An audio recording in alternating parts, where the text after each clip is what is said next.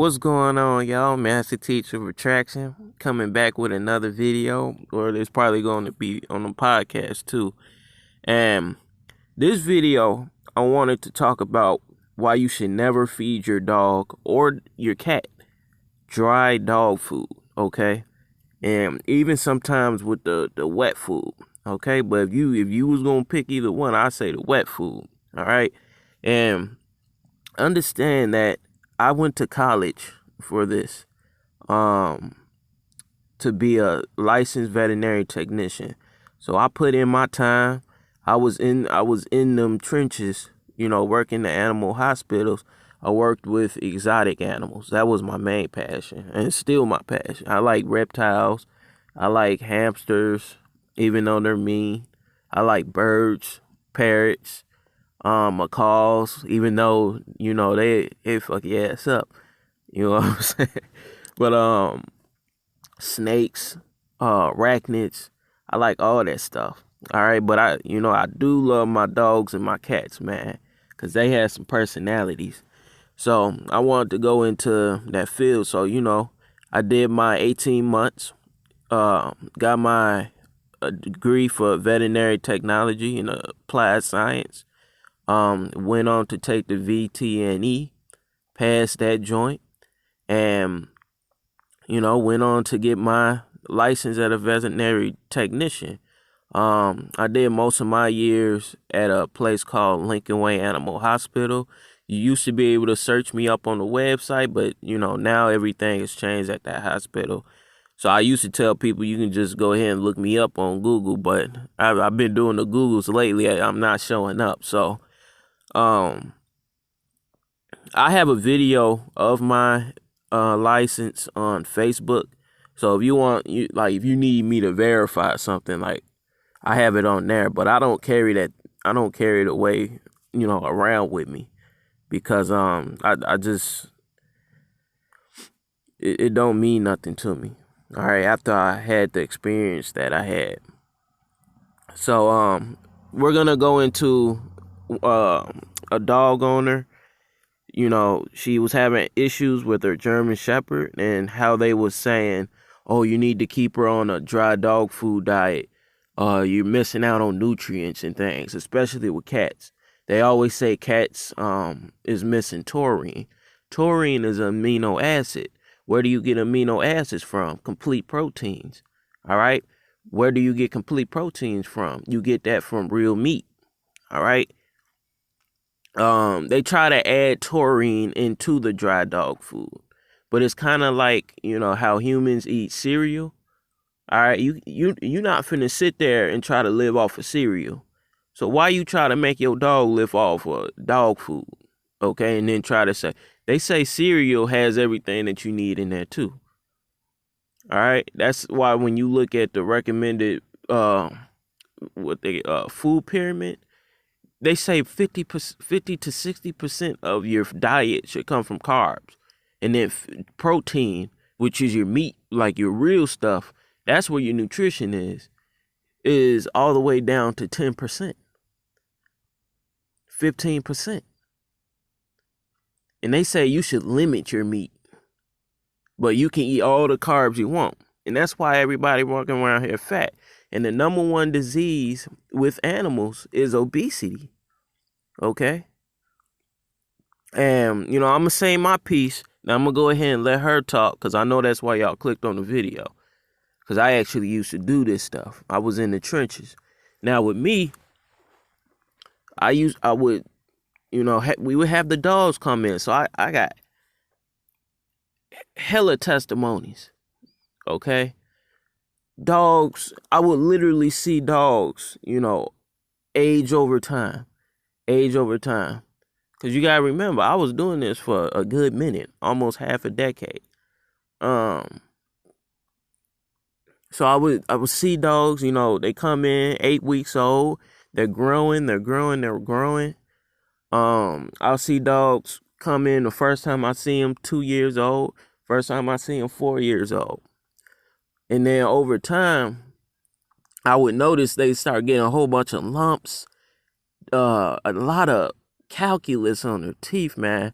Cause I was pretty much, since I was a CVT, which is based certified veterinary technician, I was pretty much the main one doing the dentals, okay, dental cleanings. And it was crazy. So I would always pay attention, okay.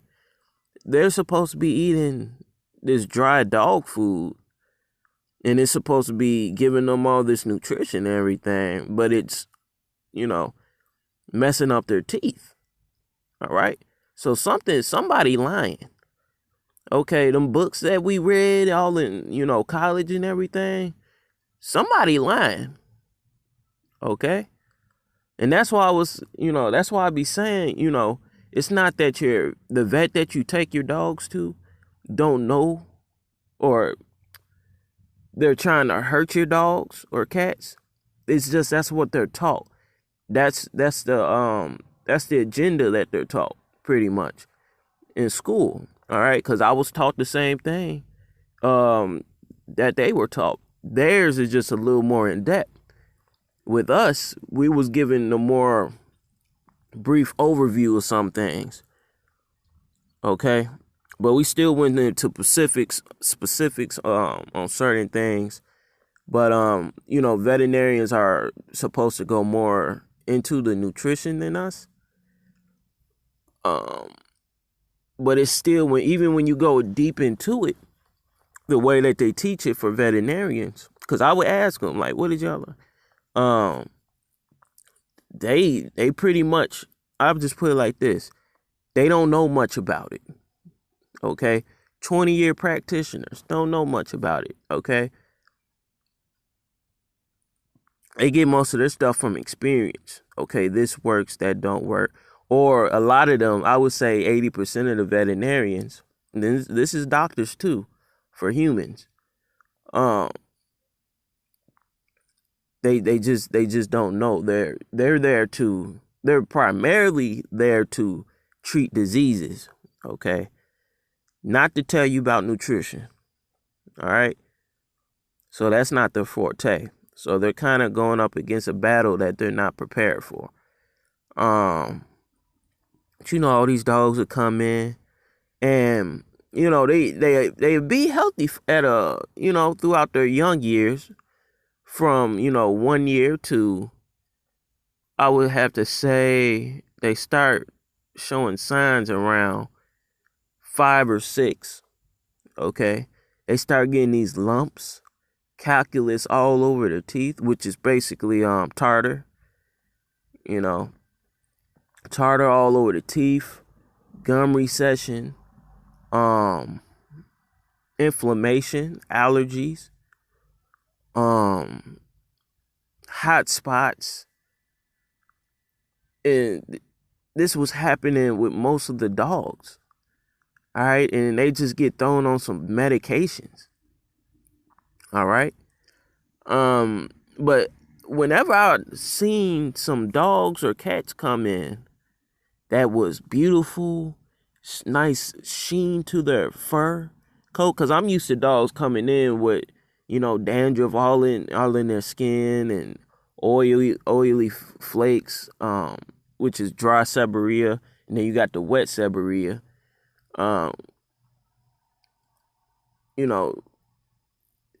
Damaged hair, just don't look good. And then you get some of these dogs that come in with this beautiful, sheen on their fur, no tartar on their teeth, no inflammation on their body, full of energy. And they're coming in 6, 7, 8 years old. I'm like, wait, your dog is supposed to be like the other ones. Okay? So I'm like, okay, I gotta ask you, what are you feeding him? And they would literally say, hey, we had to drop that dog food. Right? We had to drop that. We've been feeding him like we eat. Eating, things like steak, organ meats, like beef hearts, things of that nature. Chicken, fish. Fish have the bones and all that stuff in there too. You just don't cook don't cook no fish with the bones in there and then try to feed it, okay? Because that'll shatter their teeth and, you know, create a slab fracture. And then that'll cost you a lot of money. So take that from a pro. Let's see. Yeah, and that's what they was coming in. Just you could just tell they was radiating health. And I'm like, what? So I started looking more into it. I'm like, well, you know, I'm seeing all the evidence. Most of these dogs is coming in unhealthy, coming in with issues that's coming from their diet, because that is the what they common denominator is the diet. All right, coming in with all these issues, especially obesity. Chihuahuas coming in weighing 30 pounds, looking like Pac-Man. Okay, so once I started learning what was really going on, and you know what I'm saying, I couldn't do it no more. Like, it would be days where I couldn't even go to sleep because of the guilt I started feeling.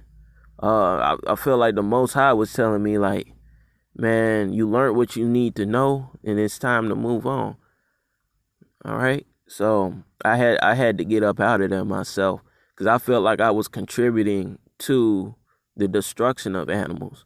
When I joined it, I went into this field to go and help them. All right. And I feel like I'm helping more than ever putting out this type of information. Okay. Because the dry dog food just has way too many carbs that, you know, that's unnecessary, not just energy wise, but a lot of these things cause inflammation, even your rice ones. Okay, some people have major reactions to rice. A lot of dogs may have major reactions to rice. Cats are obligate carnivores, meaning that they can survive 100% damn near on meat. All right, just like a lion. All right, now you might see your dog or your cat eat grass sometimes, but that's just when they're, you know, feeling a little on the sick side. Kind of buffers their system a little bit, but for the most part, they're eating that meat. Okay, eating those mice. All right, just like a snake. You ain't gotta feed no snake no dry dog food. It gets all this nutrition from the mouse or the rat. So why, when it comes to dogs and cats, which is the more common type of pet, they want to sell you, you know, all these prescription diets and all these dry foods? Is because at the end of the day, it come down to the dollar. Everything is a business, and we living in capitalism. All right. So just know that's why they're doing it. All right. So let's go ahead and go into this just to show you guys and drive the point home. And this is Meat RX, man. This is not my video. I just felt like this was a good representation, because I already know the information, because I've experienced it. But I just want to show you guys, and you know, I've talked to so many owners about it and things, and I didn't want to be up in people's practices, which is, you know, where that's another thing, you know. How you practicing when we went to college and everything to go and learn this stuff? We go out into the veterinary world and we still practicing. Like, ain't this the real? It started becoming a game to me, man. But this is Meat RX, man. I'll go ahead and try to leave the link to the video so you guys can check out the full video. With Meat RX. I'm a Meat RX coach, and I'm here today with Kareen. She's going to tell us an amazing story, an amazing success story. Cancer is another big thing. I can't wait to share our story. Awesome. So, can you begin by telling me what was going on with Tiber before he was able to eat meat-based diet?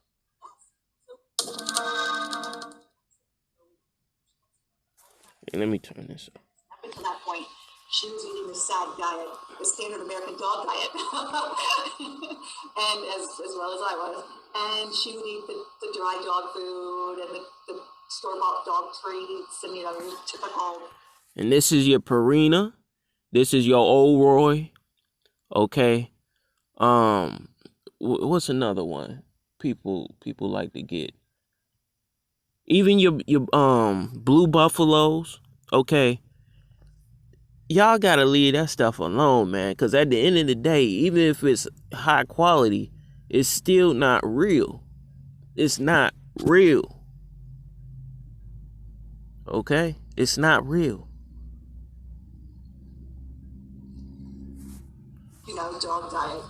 And everything was going fine. She was great. And then all of a sudden, she started to get sick. She started not being able to keep her food down. She was getting lethargic. She didn't want to go for her walks. And we also actually noticed arthritis, a little mass or a little cyst kind of protruding out of her bottom. See? And she had a lot of diarrhea. And we thought maybe it was hemorrhoids or something because she had too much diarrhea. So we took her to the vet. And I have all the papers if you want me to show any of those. I have all the records. So we took her to the vet on May 28th, just our local vet. And she took a look at the mass and she said, I don't think it's hemorrhoids, I think it might be cancer. And so she said, I'm going to send you to a specialist. We don't do that here. So let me send you to a specialist. And we did. We went down to see a specialist. And they agreed. They said, no, we think it's cancer. So was this in May 2019? Yes, so it was in May of 2019. So they said they wanted to do a surgery, take out some of the cells and some of the mass, and do a biopsy on it. And of course, we said yes, and they did the surgery the next day. And then about a week later, they called and said that they wanted me to come in to talk to me, so I knew that wasn't good. We went in and they said she had colon cancer. And they said it's pretty rare in dogs, and that they didn't have a lot of treatment for it because it wasn't really researched because dogs don't usually get it. So there's not a lot of money thrown into researching it. Right. So they said that was another thing too, man. Like I see people throw all this money, $2,000, $3,000 into all these surgeries and skin biopsies and prescription diets trying to fix an issue, and it would never go away. Okay. I know that had to hurt. I don't know if some of them people had to, get kicked out of their apartments because they can't pay rent.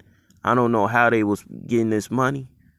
I could just see it in their eyes, man. Like, it got hard for me, man. And plus, we had to put down all the dogs and the cats that were succumbing to, the years and years of eating dry dog food and things of that nature.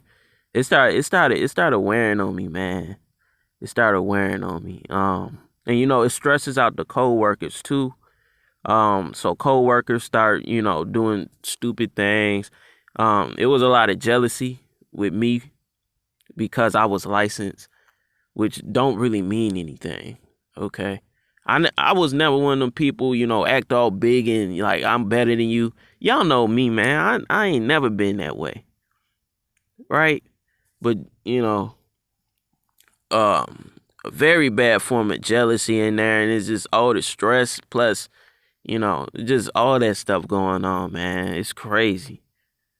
It's crazy. That field, the medical field, has one of the highest rates of suicide. I was looking at some stats, and yeah, man, I said, man, I gotta get out of here. This is crazy. I'm not helping animals doing this. All right, still telling people, yeah, the doctor recommend that, you stay on the nutritious, dry dog food. If it's so damn nutritious, how come dogs is getting all these issues eating it? Okay, to the point where we can literally run a whole business off of it.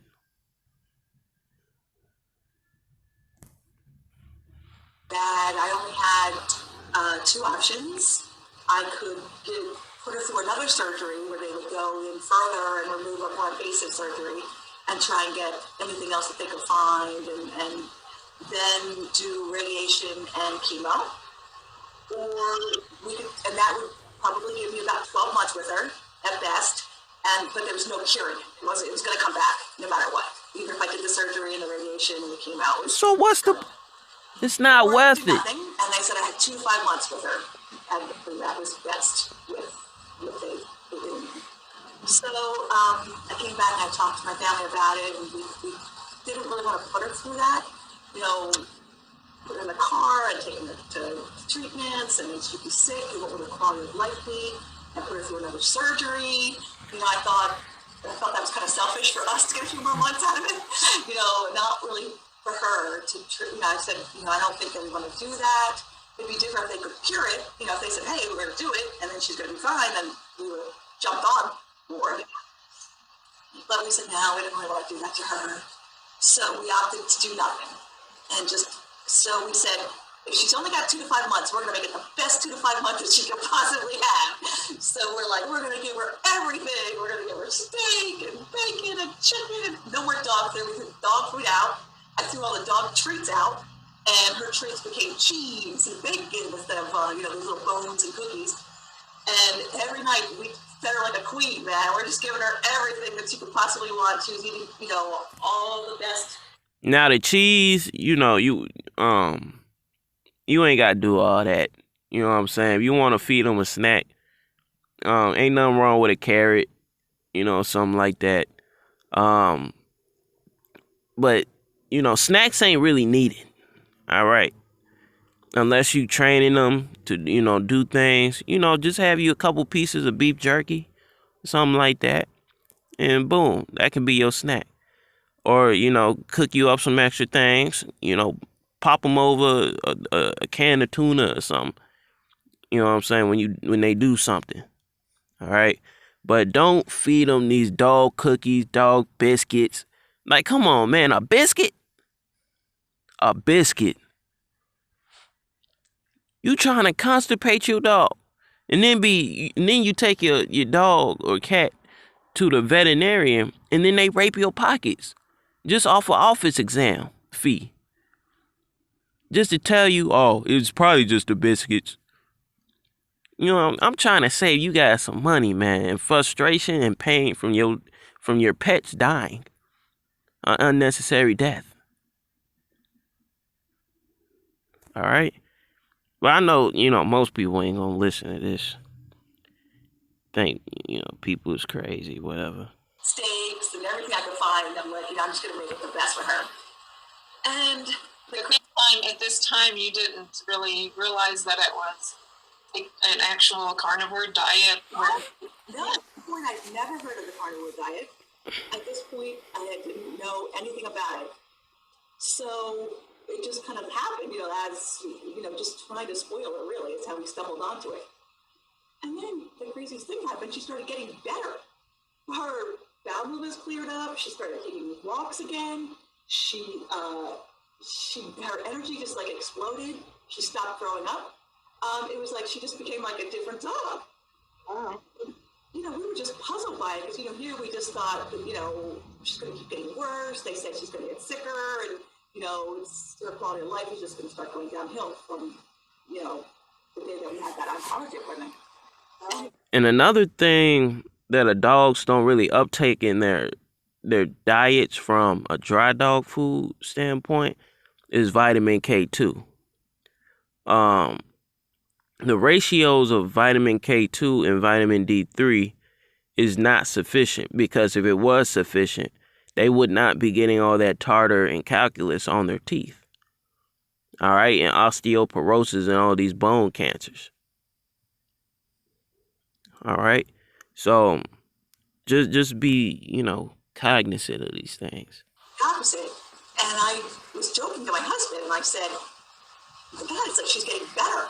I said, if I ever get cancer, I'm going to start eating the way she's eating because, it's making her just like come alive again. And then I started thinking, like, why in the world would I wait till I got cancer to try the diet, right? But then I started getting curious. Then I started looking into it. I started going online and researching and trying to figure out if it was helping her. And I started reading, Dr. Baker's podcasts and the books and the website. And then I started looking at Paul Saladino and his stuff and his research.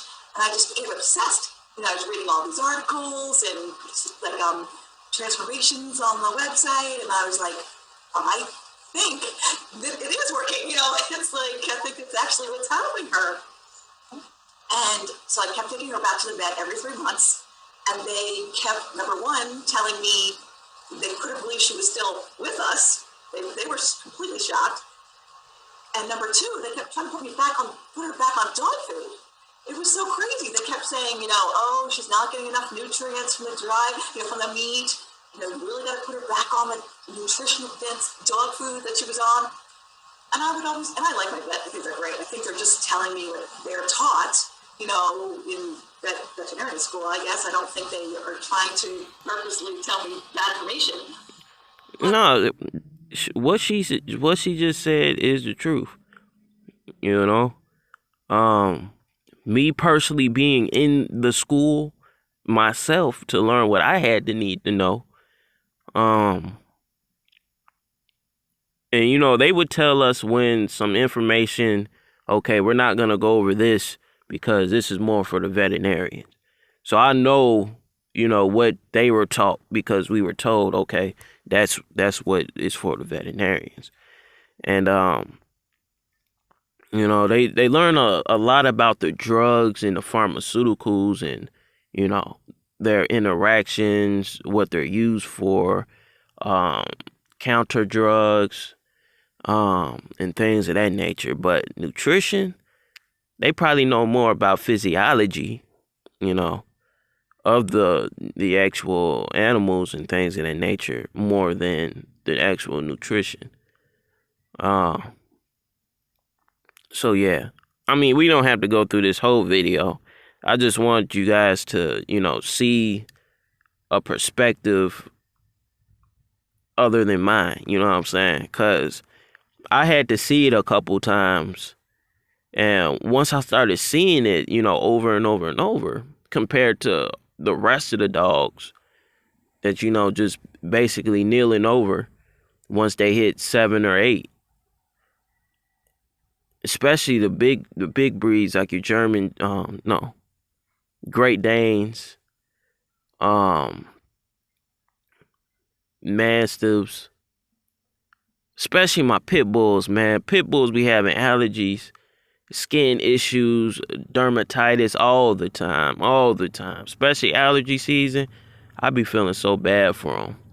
But I saw a couple of, pit bulls come in.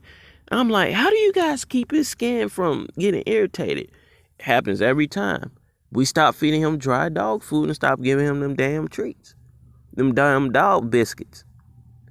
All right? Feed him real food. All right? And I ended with this. Because I like reptiles. I've had Chinese water dragons, leopard gecko, Savannah monitor, green iguanas, and the key to keeping them healthy is not feeding them the stuff you buy at a PetSmart.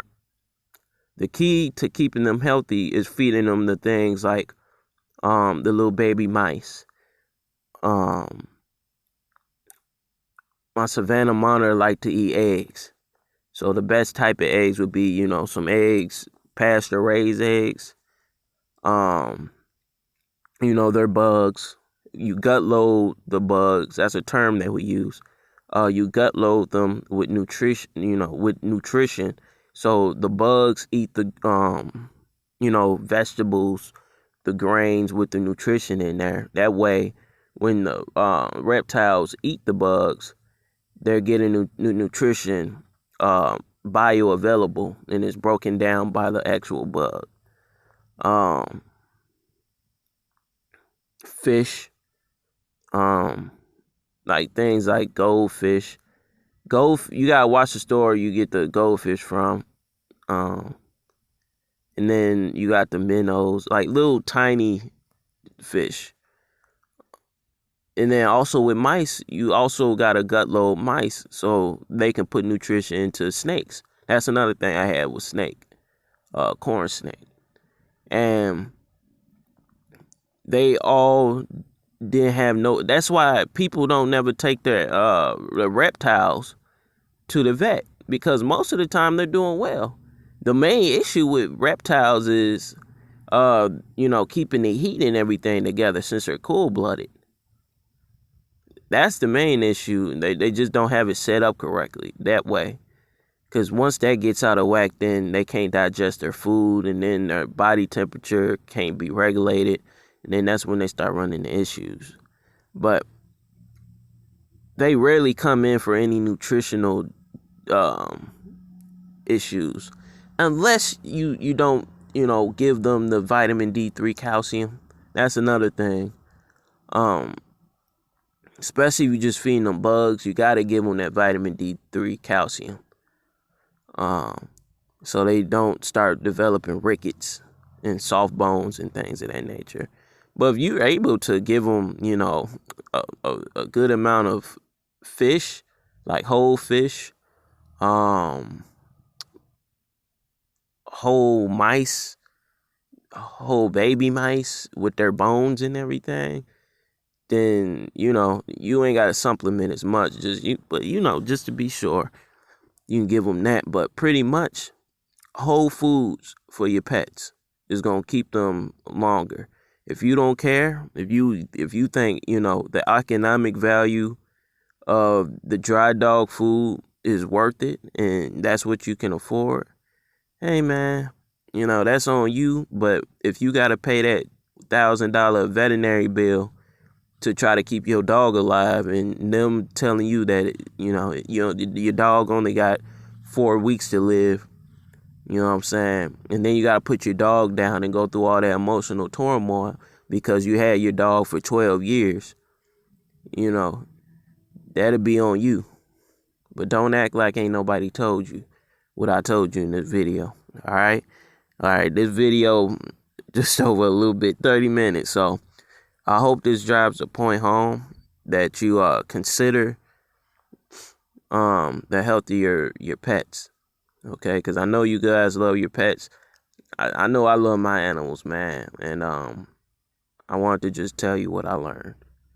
And tell you the truth about it instead of keeping it to me. All right, y'all.